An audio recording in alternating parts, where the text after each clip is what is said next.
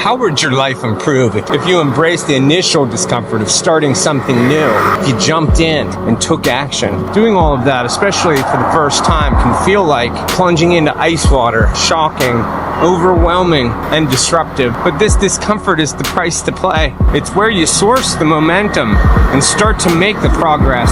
If you're anything like me and you're ready for a deep dive, head first into the unknown, doing what you haven't done before and pushing the envelope to do more, then I'm sure that there'll be one or two applicable takeaways that we'll both be able to use and apply in order to see to it that we're making the best use of our finite time. You know, we have to deal with the psychology of resistance, be the fear of failure. We don't want to look foolish in front of others. It's the attachment to our comfort zones. We don't want to step out of areas in our lives that we are already satisfied with, especially if we're going to put ourselves under scrutiny that we otherwise wouldn't have blaring down on us. In the last area that we might do this in our tendency to overanalyze and wait for the perfect moment in order to take any action at all. These things, they lead to missed opportunities and keep us from ever knowing our potential. And they increase our self-doubt over time. You know, it's all for an illusion of safety, but it's really just us staying stagnant. It's like standing on the edge of an ice pool and all your friends jump in, but the longer you wait to go, the more likely it is you won't. And this isn't to say that you're doing anything bad, it's just to acknowledge how difficult it is to do anything. Lending you a favor of challenge, you know, where I'm reminding you.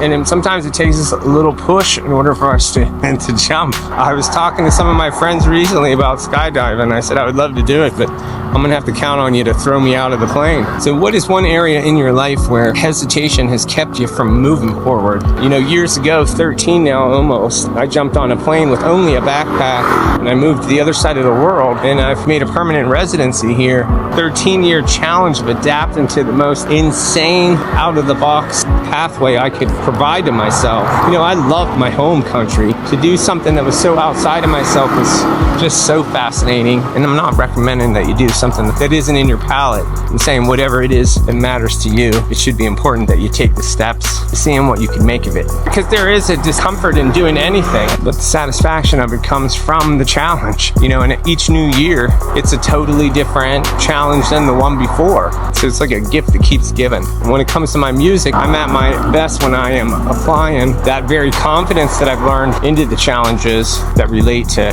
my interests, you know, with promoting my music. It's like a rubber band. While it feels tight, it stretches and it allows you to expand your range, your reach.